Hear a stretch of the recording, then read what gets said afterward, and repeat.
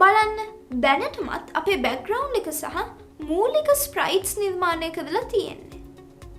අපි දන්නවා කප් සහ කේක් කියන වචන දෙක එකතු වෙලා තමයි කප් කේක් නිර්මාණය වෙලා තියෙන්නේ. එහෙනම් මුලින්ම මේ කප් එක මත ක්ලික් කරාම කප් කියලා ඩිස්ප්ලේ වෙන්න විධානය නිර්මාණය කරමු. අපි දන්නවා ස්ප්‍රයිට් එකක් මත ක්ලික් කරාම කියන විධානය නිර්මාණය කරන්න. මම මුලින්ම events ක්ලික් කරා. දැන් when clicked block එක workspace එක මතට drag කරන්න. දැන් මේ පුංචි ඉතලේ ක්ලික් කරලා මම කප් එක select කරා.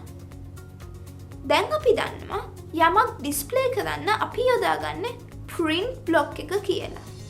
හැබැයි print block එක භාවිතා කරාම පොඩියට තමයි ඩිස්ප්ලේ වෙන්නේ. අපි සබ්මැරීනෙන් සවාරියක් පාඩමේ find the fish කියලා ඩිස්ප්ලේ කරා වගේ.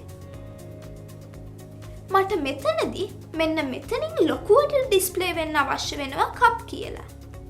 ඒ සඳහා මම ටෙක්ස්ට් මත ක්ලික් කරා. දැන් මේ show SHOW show title TITLE title screen SCREEN screen show title screen block එක when clicked block එක පහළට drag කරන්න. මෙතනදී අපිට ඩිස්ප්ලේ වෙන්න අවශ්‍ය වචනය ටයිටල් එකක් නැත්තම් මාතෘකාවක් විදිහට තමයි ඩිස්ප්ලේ වෙන්නේ. ඒ නිසා අපිට අපේ බෑග්ග්‍රවුන්ඩ් එක මත ලොකුවට අපිට අවශ්‍ය වචනය ඩිස්ප්ලේ කරගන්න පුළුවන්. මම මෙතන ටයිටල් ඉදිරියේ cup CUP cup කියලා ටයිප් කරා. දැන් අපිට තව වචනයක් නැති නිසා අපි සබ්ටයිටල් ඉදිරියේ මුකුත් ටයිප් කරන්නේ නැහැ.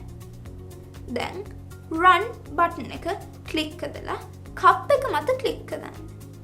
දැන් බලන්න මේ විදිහට කප් කියලා ඩිස්ප්ලේ වෙනවද කියලා. දැන් නැවත reset බටන් එක ක්ලික් කරන්න.